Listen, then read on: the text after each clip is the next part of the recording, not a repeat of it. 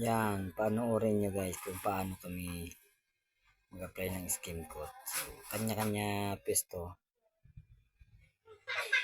Yan, palike yung share naman dyan.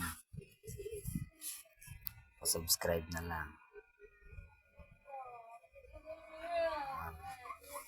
In-apply namin yan.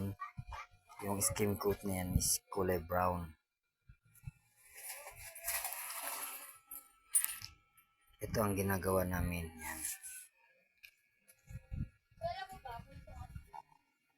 Natapos na rin yan sa ngayon. Napakagandang bahay. May kisame, nabuo na lahat. So, yun kami sa isang kwarto. Meron sa labas, meron dito sa kwarto. Ilang kami na napunta rito. Baka naman pa-heart. At subscribe na rin talaga. Oh. Salamat. Pakiclick na rin ang notification bell. Yan. Diyan medyo pawisan na kami kasi hindi kaya yung kulob. Ayan nga. Paalis-alis pa ako dyan kasi may minomonitor pa ako dun sa baba. Hindi ko iwan-iwan. Pagkatapos balik na naman. Ayan. Yan nga pala ako. Bago humaba yung buhok ko dyan. Ayan na.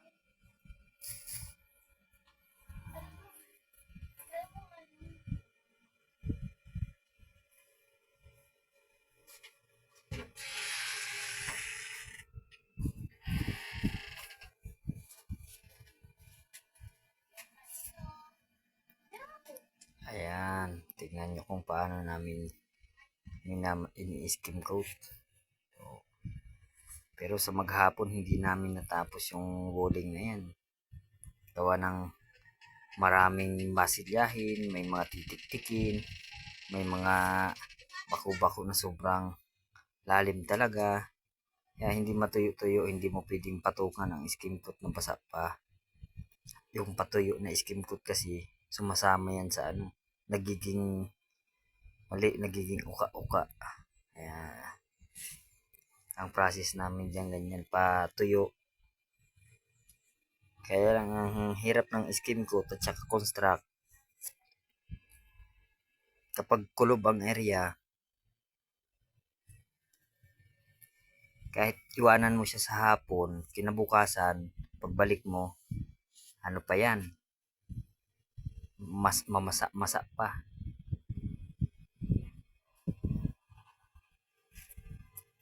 Yan ako, tingnan mo, pasilip-silip lang oh. Naka light blue. Sila kasi ito na nandito. Ayan. Oh. Dito ako gumagawa niya sa gilid. Ayan. Panghalo namin ng construct at saka skim coat na kulay yan oh. Gray. Ayan na rin oh. Barena na yung panghalo namin. Yan nga pala yung pangalawang kapatid ko sa aming lahat. Yan. Sa magkakapatid kaming siyam, siya yung pangalawa. Yan. Paano namin binabanatan yung skim coating. Yan. Ang hirap mag-skim coat. Kaya lang kailangan doon tayo sa magandang proseso para hindi kumapak agad yung pintura natin.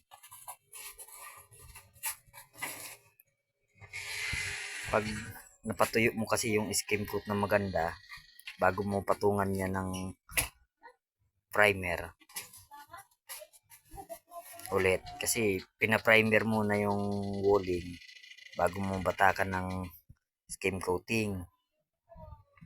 Pag hindi mo kasi yung primeran tapos nag skim coat ka na, matik yan, kakapak at kakapak yung pintura mo. Lalo na sa mga wrap na, kahit na wrap na pader ng siste, nababasa yung skim coat, kumakatok yung pintura. Napainom pa. Ayun. Parang babanat na ako dito sa taas ha. Kasi konti na lang dito ha. Ang gusto ko nang sumali. Yung may tali sa buhok. Yan pala ako.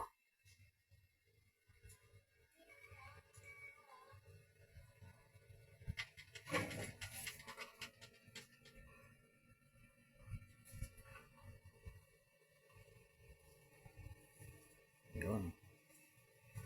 Binanatan na pala. Banat na pala yung sa taas. Sige, at titignan ko yung finish na lang. Ako dito yung parang inspektor.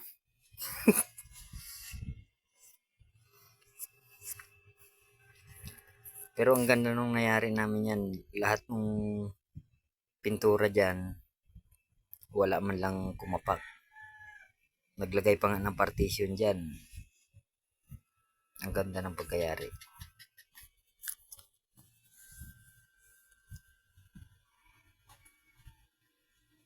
Nakita niyo naman kung gaano namin yan pinulido. Oh.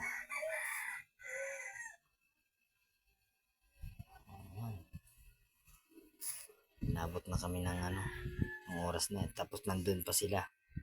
Yun. Ito naman yung